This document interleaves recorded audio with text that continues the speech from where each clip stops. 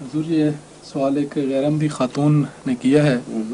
وہ کہتی ہیں کہ رسول پاک صلی اللہ علیہ وسلم نے جہاں 73 فرقوں کی بارے میں پیشگوئی فرمائی ہے ان میں 72 فرقوں کے بارے میں سخت الفاظ استعمال ہوئے ہیں اور انہیں جہنمی تک فرمایا ہے. جی تو میں سوچتی ہوں کہ 72 فرقوں میں بہت سے نیک انسان ہیں، کیا وہ صرف اس لیے جہنمی ہوں گے کہ ان کا تعلق 72 فرقوں سے ہے؟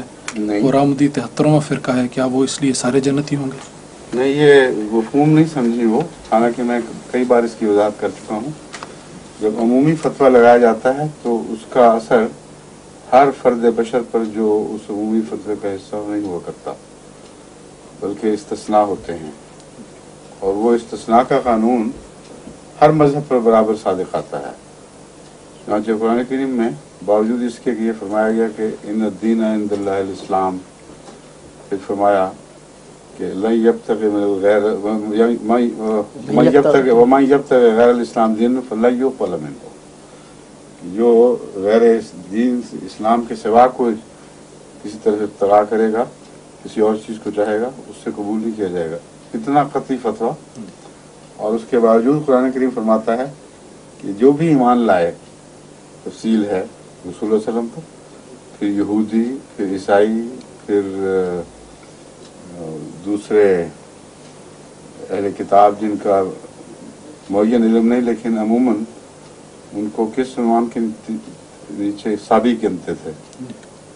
صابی اور صابین سے مراد ہے متفرق اہل کتاب جن کے کسی زمانے میں جن کو کتابیں ملی تھیں، پھر وہ ان سے ہٹ گئے. ان سب کے متعلق ذکر کر کے فرمایا کہ جو بھی ان میں سے اللہ پر ایمان لائے، یوم آخرت پر ایمان لائے، نیک اعمال بجا لائے، فاجرہ علی اللہ ولا خوف علیہم ولا ہم یحزنون، اس کا اجر خدا پر ہوگا اور ان کو کوئی خوف کی ضرورت نہیں، کوئی غم کی ضرورت نہیں. اس کا ہرگز یہ مطلب نہیں کہ ان آیات نے دوسری آیات کو منسوخ کر دیا یا ان آیات نے ان کو منسوخ کر دیا. مذہبی فتویٰ وہی ہے کہ اسلام کے سوا اب کچھ قبول نہیں کیا جائے گا، مگر غیر مذاہب میں استثنائی طور پر ایسے لوگ ہو سکتے ہیں جو بعض ایسے اندھیروں کے جزیروں میں رہتے ہوں جن پر اسلام کی روشنی ثابت نہ ہوئی ہو، ان کے متعلق یہ فتویٰ انفرادی جاری ہے. تو اسلام جو اتنا عظیم الشان عالمی حوصلہ رکھتا ہے، اس کی کوئی مثال دوسرے مذہب میں نہیں ملتی. یا معین طور پر دوسرے مذاہب کا نام لے کر ان میں بعض ایسے لوگوں کا ذکر ہے جن کو ان کے اگر وہ آخرت پر ایمان لائیں گے اور نیک اعمال بجا لائیں گے، اللہ کے حضور ایسے ٹھہریں گے تو ان کو بخش دیا جائے گا. تو محمد رسول اللہ علیہ وسلم کی امت کے متعلق یہ فیصلہ کر لینا اس حدیث کی روح سے ہر دوسرے فرقے کا ہر فرد بشر جہنمی ہوگا، یہ قرآن کے اس واضح حکم کے سراسر منافی ترجمہ ہے. اور کبھی بھی میں نے اس ترجمے کو قبول نہیں کیا، بلکہ واضح طور پر اعلان کیا ہے کسی احمدی کو یہ حق نہیں کہ وہ یہ فیصلہ دے کہ احمدیوں کے سوا باقی تمام مسلمان فرقوں سے تعلق رکھنے والے ضرور جہنمی ہوں گے.